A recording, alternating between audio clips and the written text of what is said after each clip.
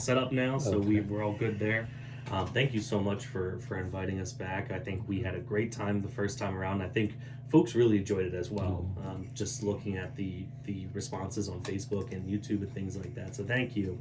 I guess we wanted to start out just by saying, maybe were there any stories that popped up in the interim after we finished our first one that you wanted us to start with? Yes. The police department. Um, the first member of the police that I remember was Dan Stinger. Now, I don't think he might have been a special officer, but he was the police presence in the township. And his son, Alan Stinger, was in the school at the time, and a couple grades ahead of me, but he was always in some kind of mischief. So his father would follow everybody else around, but he kind of ignored Alan. And in those days, the little red schoolhouse didn't have a fence around it, and when they had some event at night, they'd park right in the schoolyard. And they had a flagpole there.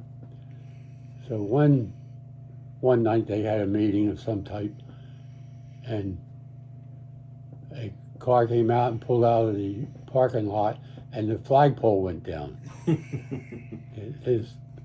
Somebody tied the rope to the flagpole and the car. So it was a investigation. Who did that? Well, it came out, the fingers were all pointing at Alan Stinger, whose father was the police presence, and so nothing ever happened about it. That was the end of that. There was another thing about the school. Every year, I'm not sure if it was at the end of school, we had a little party, and the supplies would be given by Daniel R. Lemon, the Ford garage. We had Dixie cups and crackers or cookies of some kind, all donated by Daniel R. Lemon. I never forget that. It was a yearly thing. And he at the same time was a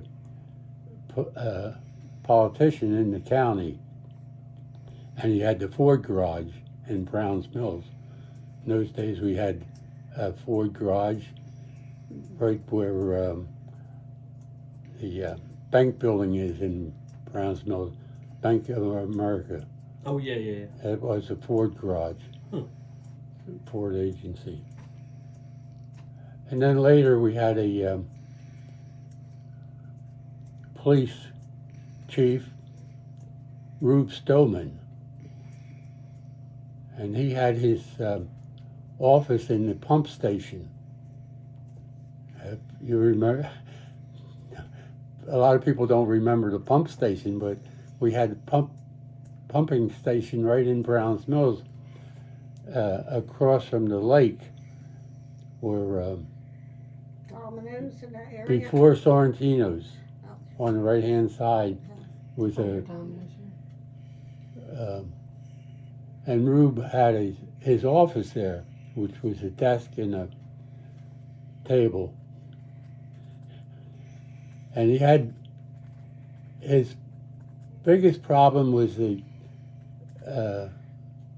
young fellows that didn't approve of policing.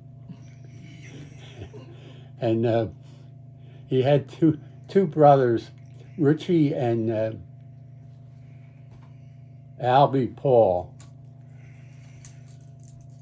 Albie was very quiet. He didn't cause any problem. But Richie was if you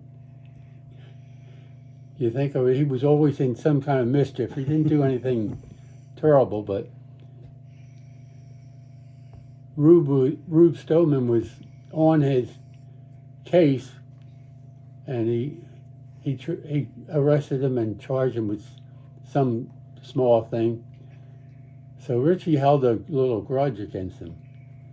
And it was the winter time, and the police station got cold. It was very cold. The heat went off. So we went out to check the oil tank. They had a 55-gallon drum there, and it was gone. So discovered after some investigation that someone had rolled the tank across the street and into the lake. Oh, no. And right away, Rube did a little investigation, and it ended up with Albie Paul, or not Albie, it was Richie Paul. So that was a big thing in Browns Mills for a while. That was our crime wave.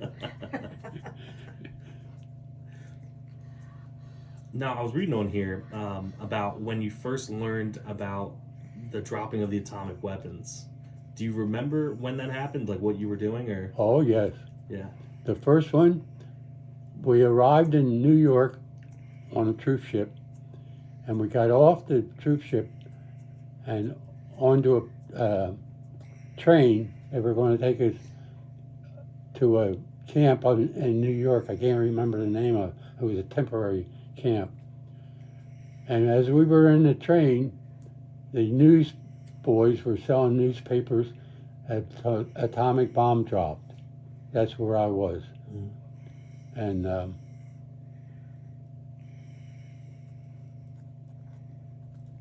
next one was a week later.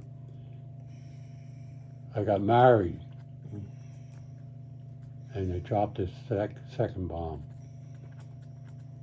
So I was married on VJ Day. Oh, wow. And August 15th. So I was very happy because I had come back with the heroes, but I was going to go to Japan. I was going to be, and it was a pretty serious thing. They expected to lose hundreds of thousands of men in the first assault. And I was going to be in the second or third assault. So I was kind of happy about that. Definitely. Are there any other historical moments that, like, we often talk about, like 9/11, for example, that everyone remembers where they were? Are there any other historical moments that you can think of that were like, I had to remember where I was? For example, maybe like JFK's assassination. I remember JFK, when it was assassinated, I was in the store, and somebody came in and said, turn the radio on, and that's where I was. But another one was Pearl Harbor Day. I was in Lumberton. I had a friend with me, Bill Hendricks, and we had two Lumberton girls with us. They were sisters, and we had gone out a couple of times with them, and we were in the car riding over the bridge in Lumberton when we heard the radio report. Of course, we had no idea where Pearl Harbor was, but I realized that was, let's see, 1941. 2 years later, I was in the Army. Yeah. Now, you mentioned Alan Stinger, who was later killed during the war. Was he? Mm-hmm. We had another fellow in New Lisbon, Donald Reeves. Mm-hmm. I saw Don when he was leaving Fort Benning to go overseas. I was just ended my basic training It was around Christmas time, and I met him in a line at the movie theater. We had a small chat, and then the next time I heard about him, he was killed in action. Wow.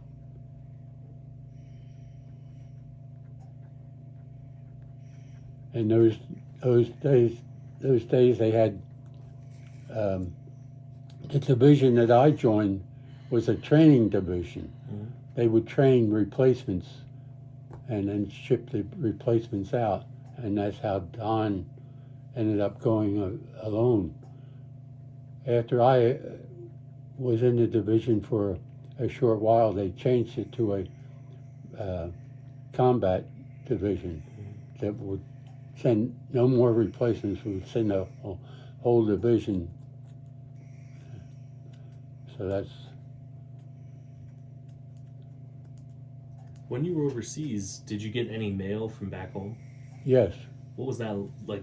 Do you remember what that was kind of like, getting mail, or like what people were saying or anything like that?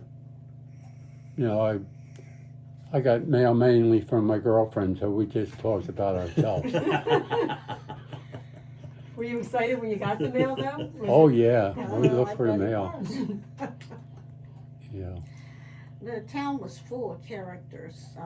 One of the people that I often think about, and I wish I had known, was Dr. Marcus Newcomb.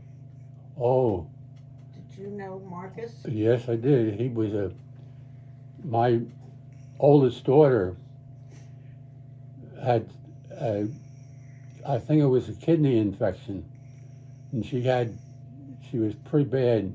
She had gone to other doctors, and we had no contact with Dr. Newcomb at all. I mean, I knew him. I called him, and he stopped at our house right away. He was head of the Newcomb hospital up here, and he stopped, and he made plans for her to have her test done at Newcomb Hospital. The technician there was Sam. Can't remember his name, but he was a technician that handled the blood work and so on. And Dr. Newcomb would stop at my house in the morning and in the evening on his way.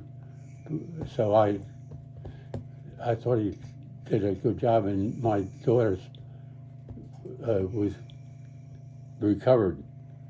So I always had a good feeling for Dr. Newcomb. What was his personality like? Was he harsh? Was he friendly? He was kind of standoffish, but if he'd look you over. If you got one along with him, you were all right. Just I never crossed him, so I didn't. I know he spoke when they dedicated the memorial in Browns Mills. He was one of the speakers. Very much involved with Little Red being built. So. Well, he served in the New Jersey Assembly, I think. Yes. He was the Speaker of the House. And he had a farm that extended over to where the bus garage is now. Mm-hmm. He had, and I remember they were growing some kind of fruit. The kids used to go in there and pick the fruit. I don't know if it was pumpkins or what it was, but watermelons. And Dr. Newcomb had a chauffeur. There was kind of a handyman and took care of the farm and so on. And he was a nice man too. He was a black man, I remember that. Can't remember his name, but the kids would say, "Watch it, he'll have that buckshot out." He'd go out and fire the buckshot off every once in a while just to let you know he was around. Was the farm connected to his house? Or I guess it was. I probably was. He owned that. I guess he owned the old works. And were the kids going to get the fruit? Was that Yeah. kind of like not what the doctor wanted, or? Oh no, he was trying to protect it, but he didn't make a big deal of it. But the kids knew about it. So in the 1950s, after World War II, the Cold War and Korea and all these things pop up. Do you think in Browns Mills there was maybe folks that were worried about like the communists or anything like that? No, I don't think so. Yeah. We were in our own little world. Mm-hmm. We didn't have television or anything in those days. Do you remember when you got your first television, by the way? Yes, I do. In our bar, we had a 10-inch Philco. Mm-hmm. And we were one of the first bars to have a TV. And they had fight nights on Friday nights. They'd have a fight night on the TV, and we would be jammed. No, you couldn't get in the door. And we had people that drive up in their cars and sit on the roof of the car and look through the windows. And now this is a 10-inch screen. And we had regular customers that would come there to watch the ball game and during the day, and you couldn't see the ball. Right. But these guys have a couple beers and they, oh, look at that ball, I can see it now. You had to have a couple beers before you could see the ball. Was this in the 50s or? Yeah, I'd say real late 40s or 50s. Yeah. That's when all the action was. And in the 40s, we had about 12 or 14 bars in Pemberton Township. Mm-hmm. And almost all of them had music on a Friday or Saturday night, or both. There was Brookside, Pig and Whistle, Obie's,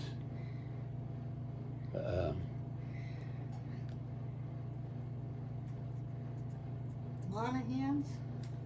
yeah, it wasn't Monahan's then, it was Dewdrop Inn. Oh my God, that's where the Dewdrop Dewdrop Inn. was. And then there was one up, That's what Tommy Gallagher's family, didn't they have one? no, they didn't have, That was Sunset View though. Okay. Sunset View. And they had live music. And ordinarily it was a 3-piece band. Mm-hmm. And these guys were good. I mean, we thought they were good. And the Pig and Whistle would have some acts that had been popular, and they disbanded a lot of the big bands Right. during the war, and they never came back. I remember we had, at Obie's, we had 3 or 5 piece band, usually 5 I think, and one of them played with a big band. Can't think of it. But he married a girl from New Lisbon, Yeah. Reeves, Hope Reeves. Bob Jenny, his name was. Yeah. And he played Claude Thornhill, he was a trombonist. That's the band he was with. What kind of music would they play? The music of the big band style and Yeah. Frank Sinatra and all that stuff. And there'd always be somebody who would sing out of the crowd. Joe Mahan was a regular. He'd get up and he'd sing. Nobody had to ask him, he'd sing. And Was he good, or were you guys like, don't volunteer? well, we anymore? heard him before. We thought he was one of the guys. We didn't think too much of him. Yeah. Somebody who didn't know him probably thought he was good. You know, one of the things you brought up was watching baseball on the television, Yeah. right? And I love baseball, so I bring it up a lot. But you know, the late 1940s is when they integrated and they had like Jackie Robinson Right. and things like that. Was that a talking point back in the day, or did folks mention it, or was it just? Oh like, yeah, they talked about it, but nobody got too excited about it. Yeah. There was one incident over in Pointville. This was in the late 40s when they integrated there were some Southern boys in a barracks in Pointville, and at that time there was barracks right in Pointville, and across the street there were some black soldiers who the Southern boys resented, and they had a firefight. They were shooting across the Yeah. street at each other. Now that's unheard of. I'm surprised that isn't brought up more. Yeah, I had no idea about that.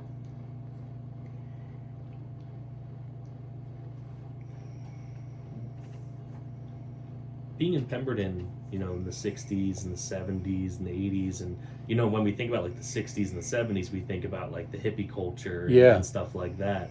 Was there any hippie culture in the 60s and 70s in Browns Mills? Yes, Yeah? yeah, I did not know that at all. yeah.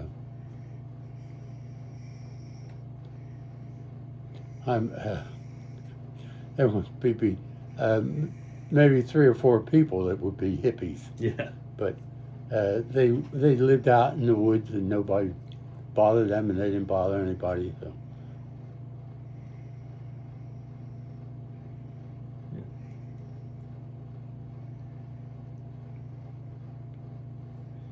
But the main thing in Brownsville, the people would come in from Philadelphia mainly for the summer. They had their bungalows here, and I remember this one family. John Earl was a Chevrolet dealer, and his wife had 2 or 3 sisters, and they all married guys that would come in. Thinking one, Austin, I can't think of his name, Tyndall. His Austin's son was here a few years ago. I mean, he was around Browns Mills for quite a while. But Austin was married to one of Johnny Earl's sister-in-law, and he'd come in. He was always in a happy mood. He'd come in. First thing, he'd walk in the store, and if I saw him first, I'd say, "Oh, the tourists are in. Raise the prices." And he'd say, "Boy, you're right there." Where would most of the folks from Philadelphia, where would they like go? Like, what was their beach spot?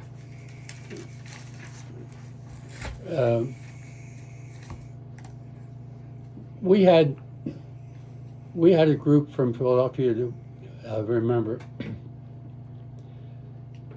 He was a funeral director.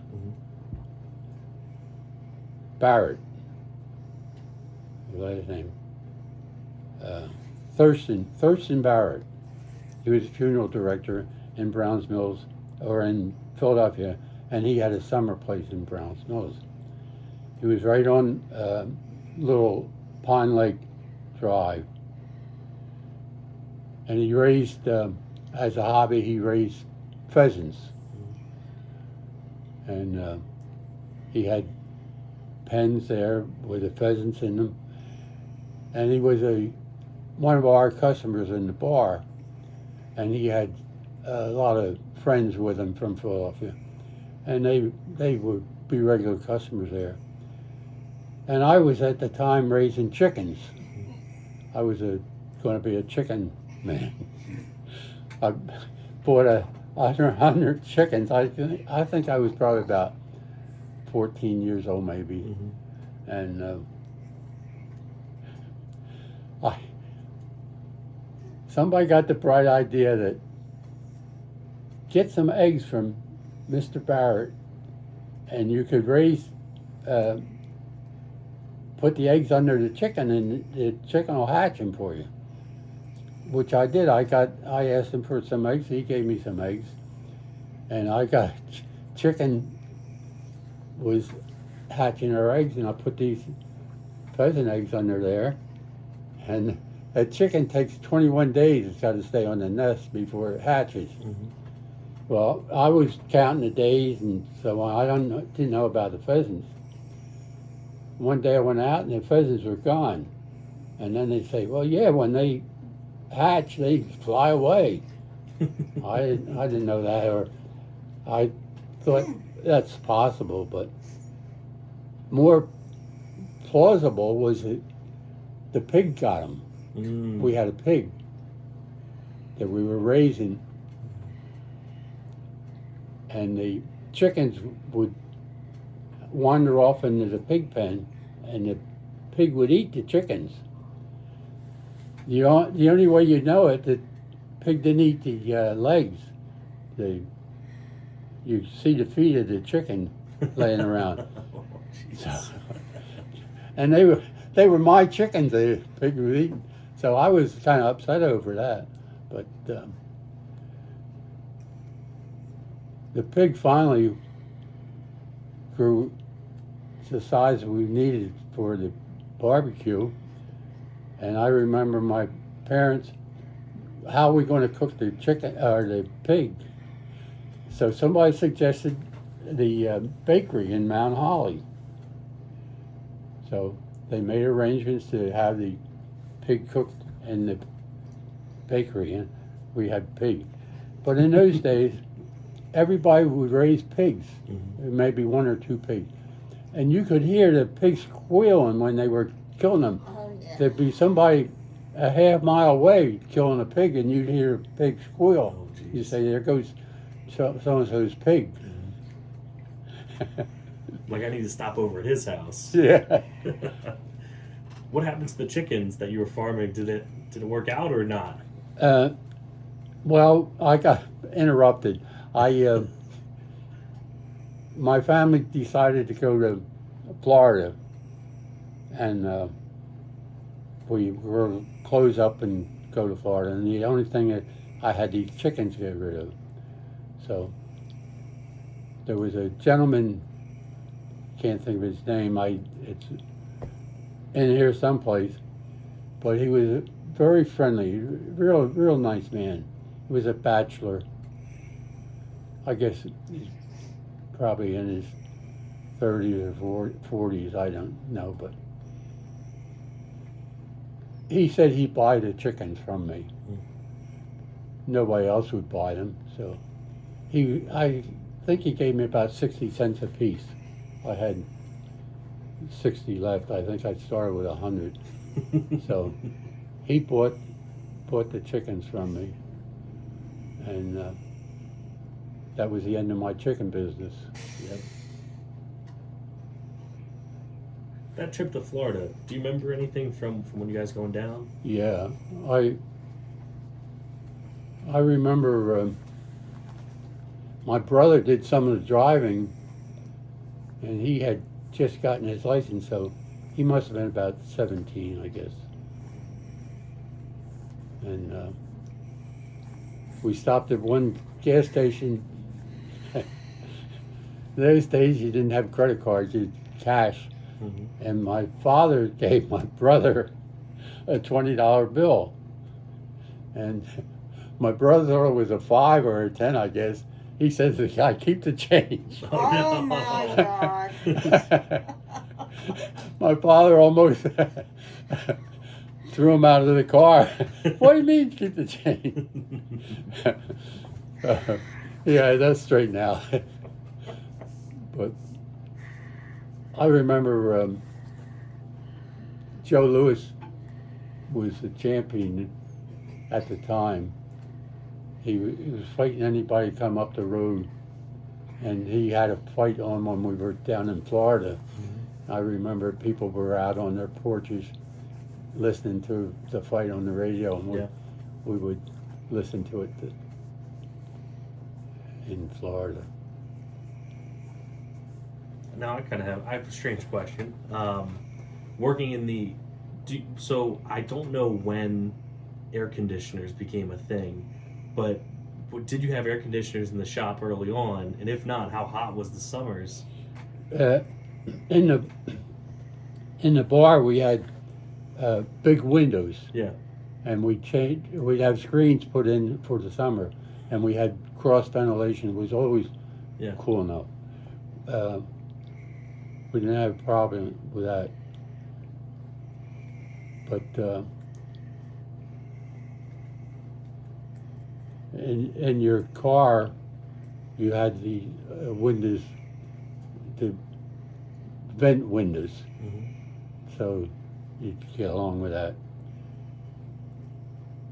But remember the first car I bought. I didn't have a car the first 2 years we were married, and I got a job over at Fort Dix typing discharges, and two girls, local girls, the Down girls, Dorothy married Teddy Patesel. They were good enough to pick my wife and I up and take us to Fort Dix, because they worked there. So Bernie Paisley, you mean? Yeah, Bernie Paisley. Bernie. Yeah, Bernie Paisley. Dorothy Down.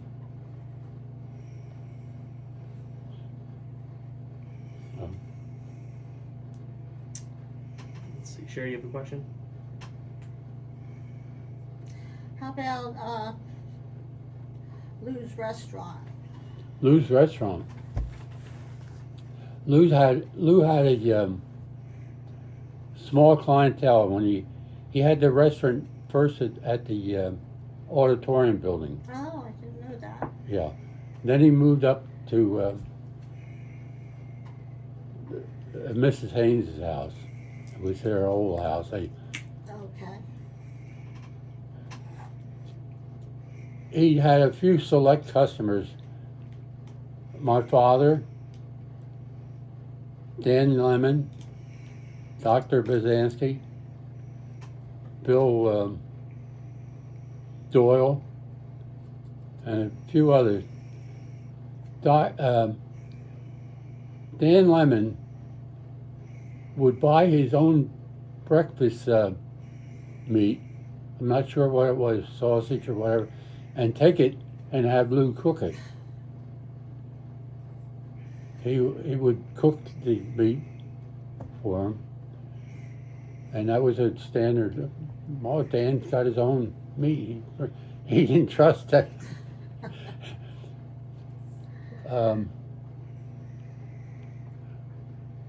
Bill Doyle, he was the jokester in the place. Lou was hard of hearing, and Bill Doyle would come in and put a nickel in the jukebox and turn the jukebox all the way up. The control was right in the back of the jukebox, and it'd be blaring, and Lou didn't know it because he couldn't hear it. So Mrs. Haynes, the phone would ring, and it'd be Mrs. Haynes. saying, "Turn down the music. I'm trying to get some sleep here." And Bill Doyle, nobody knew what was going on for a while. Then they discovered Bill Doyle was the culprit. I mean, why the jukebox is blaring so much? He said, Bill would say, "I'm going to wake up Mrs. Haynes." Well, that was it. Now, what did Bill Doyle do? Bill Doyle, he was a heavy equipment driver. I think he was over in Vietnam for a while as a civilian working during the war. During the war. Yeah.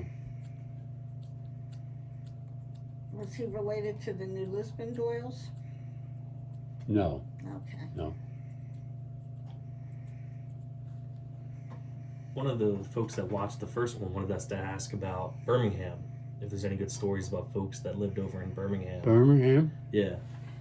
I had a couple of friends there, Jay Thomas and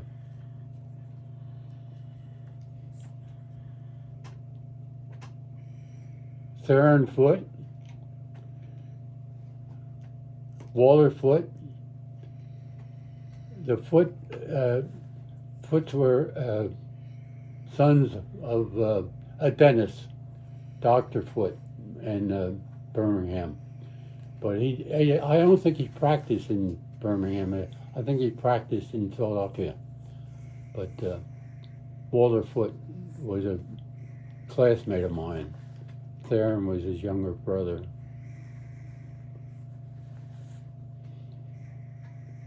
And they had the Bermuda plant there, where they made water softeners. I didn't know that. Yeah. And they would dig this marl out, and whatever they did to it, they produced a water softener. And Walter used to come in school, and he would bring in shark's teeth that they found in the digging. Yeah. Which meant that the ocean was here one time. Now, when I hear about climate change, is that what we want? We want to go back to that? See, the climate change, you got to pick the time that you want that climate change to. Mm-hmm. What do we want to change to? We want to go back to where there's ocean covering New Jersey? So we better be careful what we ask for. You know, it's interesting because the marl is where they find all the fossils and the dinosaur, or not dinosaur, the shark's teeth and all that. I was reading about it that they found like mastodon and woolly mammoth stuff in there. And so that is very neat. Do you have another question, Sherry? There was a guy in, I think, Delran that had some kind of skeleton of a good size. Yeah. I don't think it was a fish, but something out of the ocean. Yeah. So they came out of there, and I know my husband's grandfather had worked there, and he had all kinds of shark teeth and that type of thing from that place. So very interesting how they could make stuff out of that, the softener, and to fertilize. They used it to fertilize farms. So. You know, I only recently found out that Birmingham used to have an inn there, like a tavern there, like really early 1900s, like 1905 or 1910. It was huge. I have a picture of it. Do you really? That's wonderful. And then H.B. Smith bought it, Smithville. Oh, he did? Yeah, it was Smithville and someone else, but they turned it into something. Yeah. Well, when Buttonwood burnt the one time in the 30s, they moved all the patients there. Really? Mm-hmm. I did not know that. Oh, there's a lot of stuff here, isn't there? Oh, we're supposed to ask about was Potter's Field. Oh, yes.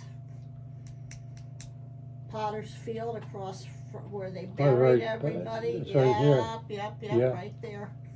Yep. Yeah, they had burials there up until I guess it's late 60s. I remember the last one they had was a fellow that used to be around Brown's Mills. Everybody knew him. And he lived right across from Davis's bar. Can't remember his name, but he was buried here. A lot of the local people got together and made a regular ceremony for him. Do you remember if it was like on the baseball field? Because we're wondering, there's an awful lot of graves for that Yeah. spot, so we were thinking it might have been some under the baseball field. No, it's closer to Wills's house. Mm-hmm. When you go down Pemberton Road, you'll see Yeah. where they have the driveway block there. That was it.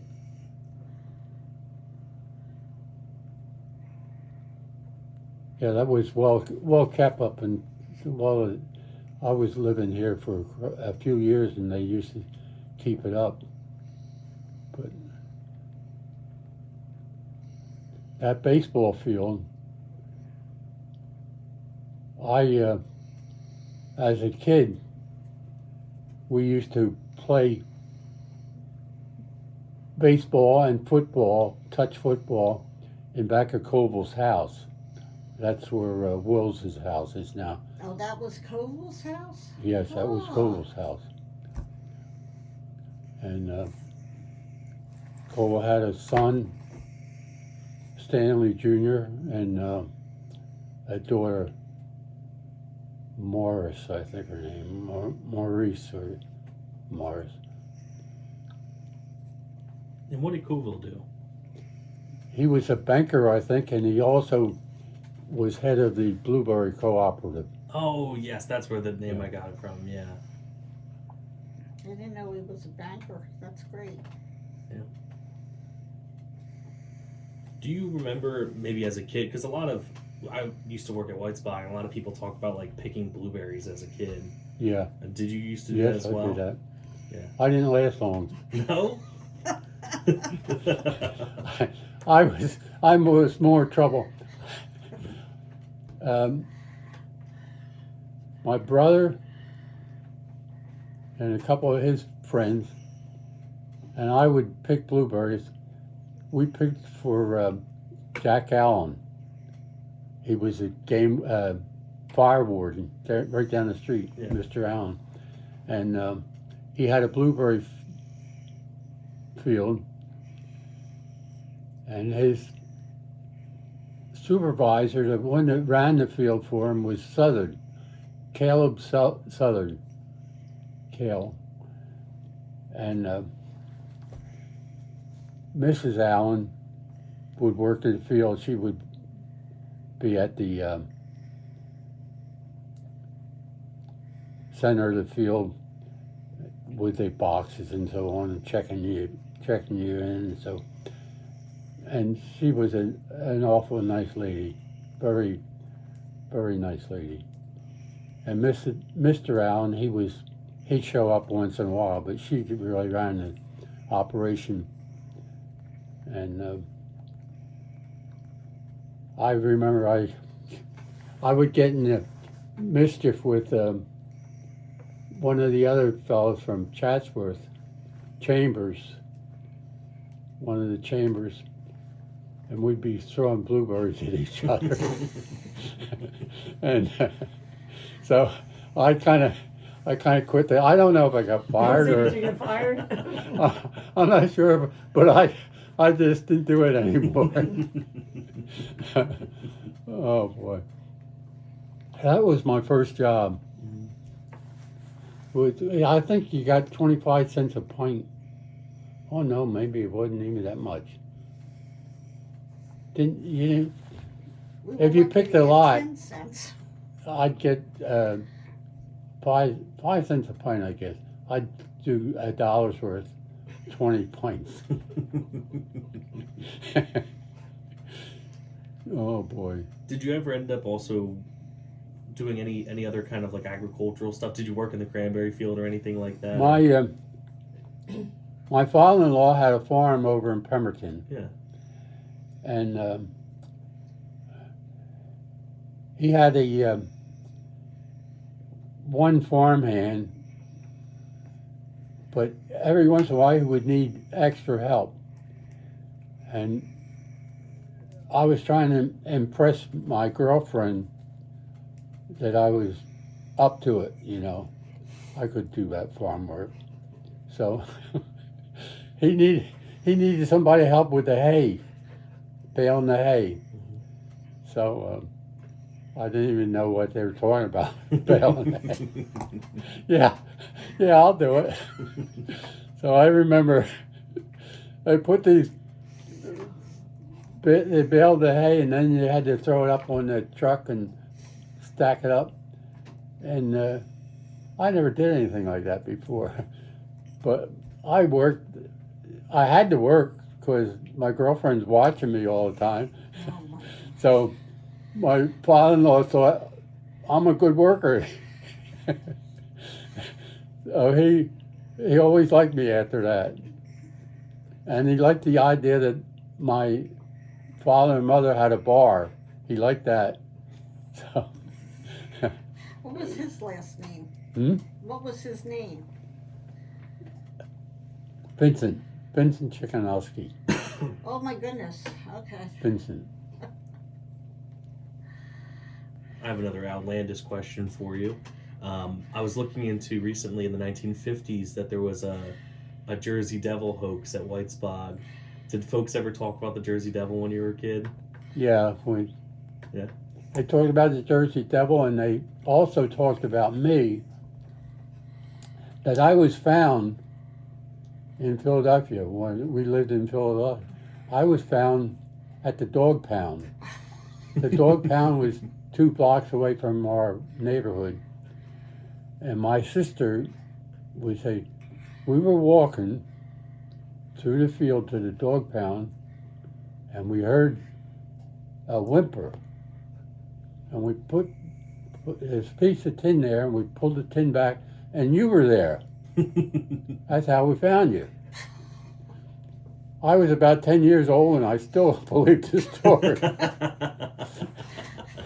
I had my sister and my aunts were real aggravators, I guess.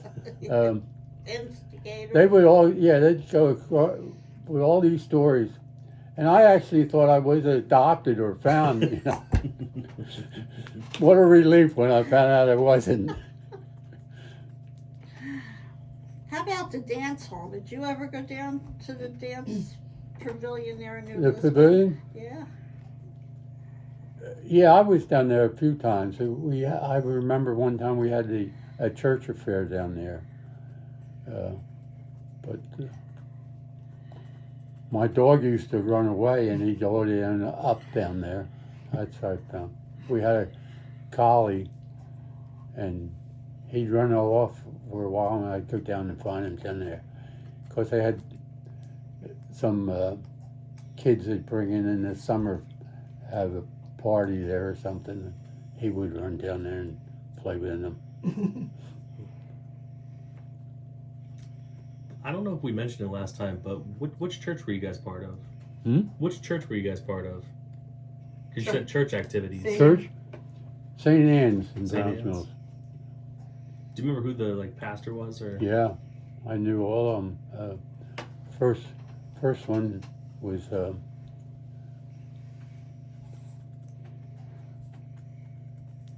Father Greco. He was actually the pastor of Medford Lakes, and we were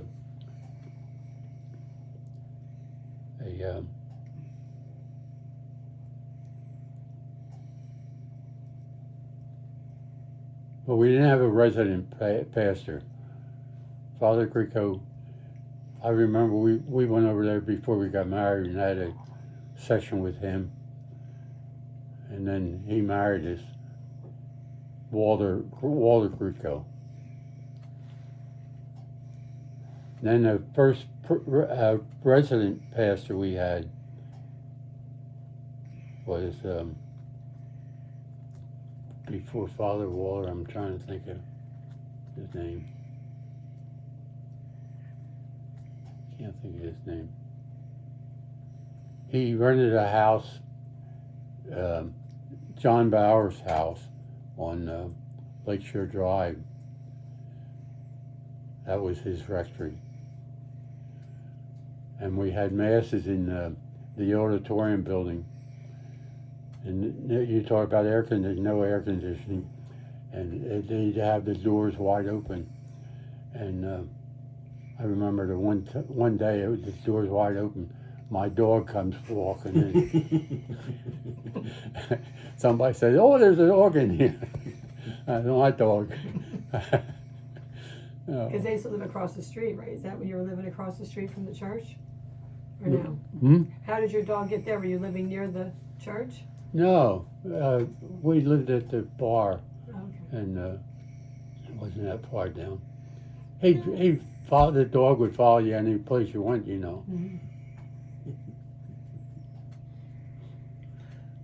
I remember Father Nevis. Nevis? Nevis. Nebus. Oh, we'd meet him at the racetrack every once in a while. Well, Father Nebus had an airplane. What? His He own had an airplane. airplane, and he had it at 4 Mile. He would take me out every once in a while. He'd say, "You want to go out for a ride?" Yeah. And I remember we flew down to Virginia. I don't know if we landed or not, but we didn't stay there. We just probably landed for lunch, and then we come back. And he would always tell me, "Keep your eye out, see if there's any planes coming in." I'd fall asleep. So I'd wake up and we're there. We're Some coach all where you were, huh? And he took my kids out one day. Joni, Vincent. I don't know. I just probably just Joni and Vincent. And he had a crash when he come into the airport. He overshot the runway, and the guide wires from the pole or something at the end of the runway stopped the plane from actually crashing. But my daughter Joan, at the time we had this little bungalow down on in Smithville, right on the creek, and he brought them down, and he says he had a bump on his head. He says, "Don't get excited." He said, "We had a little trouble," he said, "but everybody's all right." So then they tell us the story. So Joni wore glasses, and she says, "I lost my glasses." And he says, "You didn't have your glasses on." He's telling her, "I don't think you had glasses." So she didn't have her glasses. So when he got into the crash, was it when you were talking about when he got in the crash? Was it when he was flying with your kids? Or? Yeah, Yeah. they had the Really? kids. Yeah, When they were landing. yeah. Really? And I would never stop talking about that if I was the kids. so he had the plane a little damage done to it, and it was in the shop being repaired, and they found the glasses. Oh, good. Well, Mike told me he used to fly with them a lot. My Yeah. husband. Yeah, Yeah. he did. I actually went up when we were dating. Yeah. It was too small of a plane. I Yeah, felt kind of claustrophobic, but Mike, he would go with Mike all the Yeah. time, or he would take Mike all the time because Mike used to help him at the rectory. Yeah. It was like Mike was like the handyman when he was. yeah. younger. Well, if Mike wasn't available, he'd take me. Mhm. I used to work at Rake Pond, which is the cranberry bog over in Pemberton.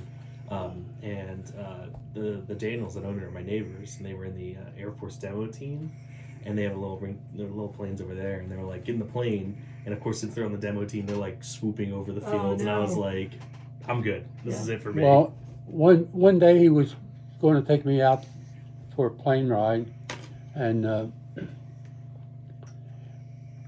we're taking off, and he aborts takeoff. He turns around and comes back, and he checks his air scoop and says, "There's something wrong here." So we get in the plane again and goes down. Same thing happens. He turns around, checks his scoop out. Says, "I don't know what's the matter with it." So he says, "I think what I'll do today is rent a plane." I said, "Well, you can do what you want, but I'm not going up today." 3 times not a charm in the plane. He says, "Don't you want to go?" No, I said, "I'm not going up today." I'm glad So you we didn't. didn't go up. We recently met a professor who's doing research on 4 Mile Colony. 4 Mile Colony, I guess is the right way to say it. Do you have any stories about 4 Mile Colony at all that ring a bell? Yeah. 4 Mile Colony, they were doing some work over there, and Bill Doyle was part of it. He was in with the contractor, and he got us to deliver some plaster. They needed a couple truckloads of plaster, so we would go over with our truck with 6, 7 tons of plaster, and in 50-pound bags, and we'd have to unload it by hand. So there'd be all these boys helping. I mean, they'd say, "Come on, boys." They get there, grab, and this one kid, he says they had little bags on there. Was a retarder, about a 5 or 10-pound bag, and he said, "Give me the little bags." So I never forget that. But I had a friend worked there, Joe Mitchell, and he told me some stories about taking care of these men. Some of them were grown men. And he said he had a guy escaped one day, and he had to catch him. He says, this guy, Joe was a pretty big man. He says, "This guy was bigger than me, and he's strong." He says, "I was afraid I would catch him." But some of those boys worked outside. They would, in fact, even have a driver's license. They would, Deborah would get some of them working in the hospital. Really? Yeah. Just, Buttonwood too. yeah. They'd work in the kitchen. Yeah. And I remember a couple of them, they would come in the bar. Like, this one fella, he was talking about his Benny Goldstein, I think. Benny Goldstein was a supervisor there. And he says, "Benny Sawyer, he's a good guy." He says, "But I don't know." He says, "He loaned you money, and then he wants it back."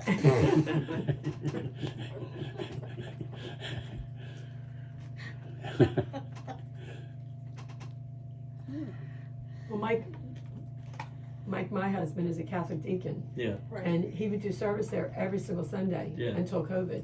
Really? And he said they were his favorite things to do. He At said, the colony. "Oh, Yeah. great! They loved him, and he loved them, and he had stories. He would tell me stories all the time that there's some funny ones. There was one of our parishioners would go when Mike couldn't go, and they had this one guy. They called him, like, I think he was called the sheriff.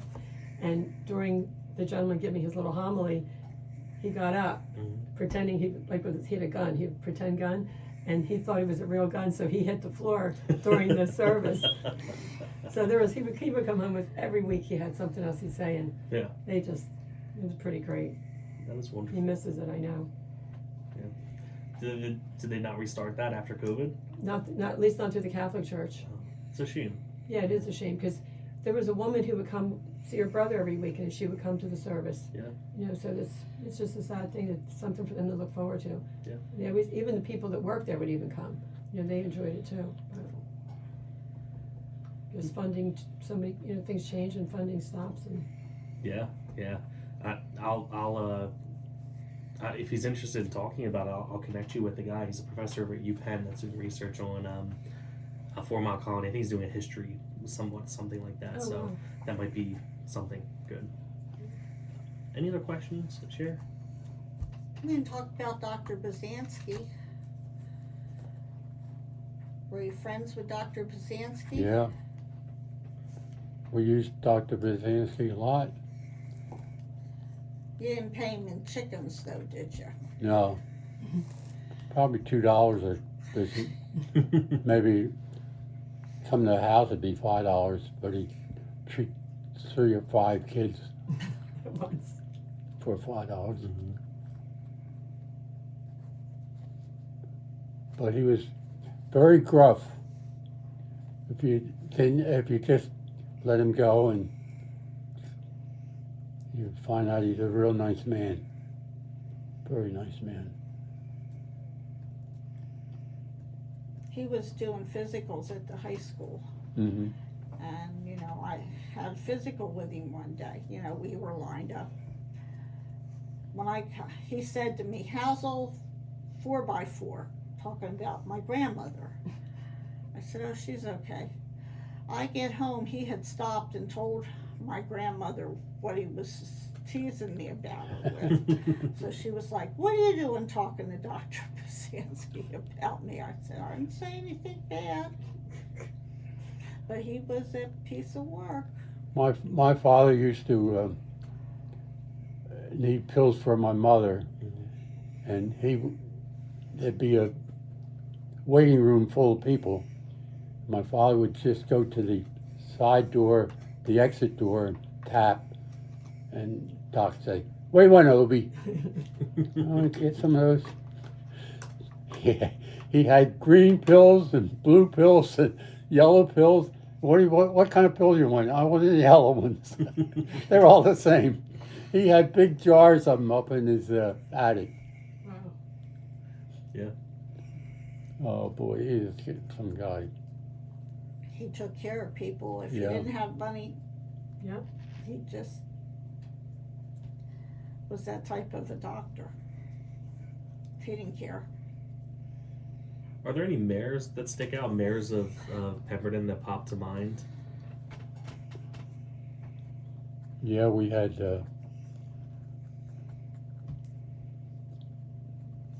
Mayor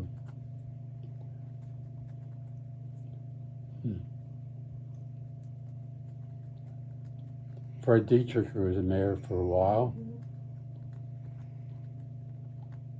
His son is on the committee, I think.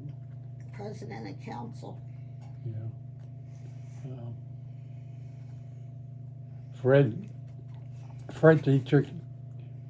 I last time I saw him, he was zipping through the Wawa in Pemberton in his pickup truck, and I think he was about 100 years old then. And a year or two later, maybe he must have died. But right up until the last, he was driving that truck.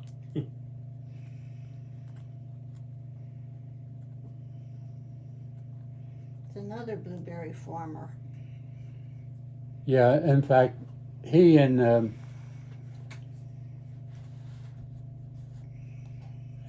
not sure who his partner was now. Might have been one of the Hayneses.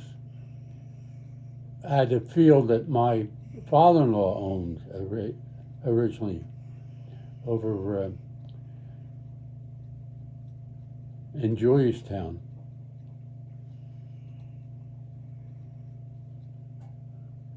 My father-in-law had a farm there, and his son was actually helping him. He was the main farmhand, and the son drove a milk truck for Davis Dairy in Wrightstown, and did a lot of outside work. He was actually a stepson, and he was very easygoing. Whatever his stepfather would want, he'd do, and never gave him any back talk. I remember, I often thought about how's he take it, you know. He had a 1941 Chevy. It had all kind of equipment on it, and he had a radio on it, a shortwave radio. And after the war broke out, he had trouble with his radio, and he took it to the radio shop in Wrightstown to have it worked on. And the guy had to report it because of shortwave during the war. So they confiscated his radio. So that's how things went then. Wow. I don't know if you guys saw on YouTube, there's a video of I think it's Pemberton Borough High School in 1938. I don't know if you guys saw that video that's on there. I'll have to look it up. Yeah, I'll show you when we're done. I don't know for sure if it is or isn't. It just says Pemberton and Pemberton High School on it in New Jersey. Well, they made a movie. Mr. Marple was the instigator of it. Meet Pemberton High. And I'm not sure I think that's exactly what it is. Yeah. That was my sister graduated from Pemberton in 1937. Right. And I graduated in 43. My brother graduated in 40. Yeah. But that Meet Pemberton High was shown, I know, when I was there. Yeah. I wonder if you'd be able to name any people on it. Did you ever watch it? Did you ever I see probably would, yeah. One of them is one of the bushes. One of the bushes is on there. They even say his name at one point. Mr. Marple, I had him in the civics class. They didn't call it civics then, but he was a very, very nice man. He was young, and of course in those days the men teachers always had a suit on with a tie and all. He always well dressed and well presented. And my wife graduated 1942, the year before me, and they had a reunion, and I went to the reunion with my wife, and I don't know whether it was the 20th reunion or what, but all the classmates were there that wanted to be there, and Mr. Marple was there. He ended up marrying one of the girls in the class from the reunion. He's a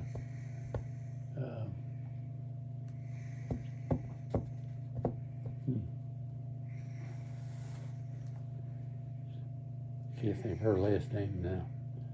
Did they say why they made the movie? Just to show off Pemberton, or Just to help the incoming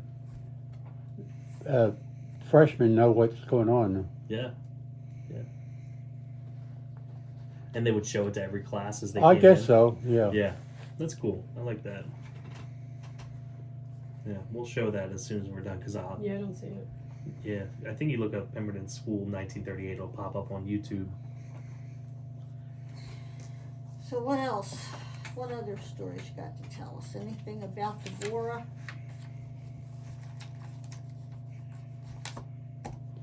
No, the Borough and those, first I remember was just a bunch of buildings there. separate bungalows, like, but no 2 or 3 story construction. You know, living out in the middle of the woods, there's a lot of weird animals out here. Well, we had so many sanitariums. Every place you looked, there'd be a TB sanitarium. Yeah. Now, the Pig and Whistle was one. Yeah. Was it? Sycamore Hall, Yeah. the one next to Kim's Beauty Shop. That was one too. Yeah.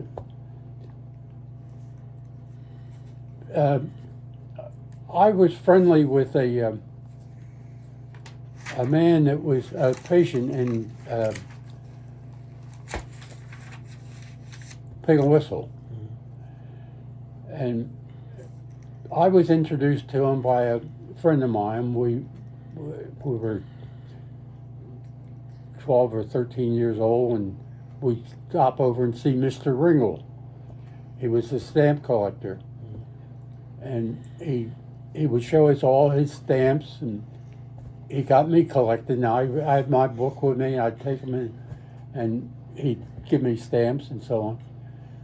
And I got so that I would go in the back door of Pig and Whistle, right near his room, and go in and see him. They didn't know I was there, and I had no idea TB. Mm-hmm. But I'm in there breathing. He's hacking up all the time, you know. Yes. And for a year or so, I went to visit him until they finally closed it up, and the patients all left. And I found out he was living in Pemberton Borough. And I went up there to visit him in a private home. He was living on back streets of Pemberton Borough. And he was a very nice man, well-educated man. I don't know what his career was, but he was very nice. And the more I think of it, the more I think of the nice people I met. Mm-hmm. I had a couple friends that took me for a week or 2 weeks to Philadelphia. They didn't have any kids. Catherine and Jack Devereaux. They lived. They had a summer place near the bathing beach, right in back of the bathing beach. And they took me to Philadelphia, and they showed. They had I guess it was her nephew, would take me out during the day and take me all these museums and all, and I saw these. Yeah, I think you told us about that in the last video, right? Yeah, I think so. Yeah, you talked about that in the last And video. Yeah. this man that bought my chickens, same guy. And another man, he was a corporal or a sergeant in the Army, and he was working on the ranges. He would take me in his Army truck through the ranges at night, spotting, seeing anybody doing anything out there they shouldn't be, no trespassing. And my parents didn't think anything of it. I had another family, they had a son about my age, maybe a year younger and they took me to Philadelphia for a week or two. But I met all nice people, and never, you don't see that today. You can't do that today. If you take a kid, Yeah. you take a kid, Cross state lines Yeah. in Philadelphia. oh, there's something wrong there. You know, I think people always think that Brownsville's and Pemberton, that we're kind of disconnected from the wider world, and sometimes we are. But I think, you know, especially in like DeBoer's case, there's some really notable individuals there. Like Einstein was connected to it, and I bring up Richard Feynman, who was part of the Atomic Project and a famous physicist. His wife was there, and I don't think people realize enough how important this area is. But I think that might be it for us for questions. Anything else you want to tell us? Mm-mm. No more girlfriends? I had a girlfriend out at the 4 Mile State Colony. Yeah. Uh-oh. Never heard about her. Watch what you say, it might incriminate you. Yeah. I didn't have any girlfriends after I met my wife. Well, That's that's good. good. That's That's good. what matters. Well, thank you again for allowing us to come by for a second time, and I think folks are going to be really excited to hear this. And obviously, good luck with the trip that's coming up. It's I going to be hope really so. exciting. So. Yeah.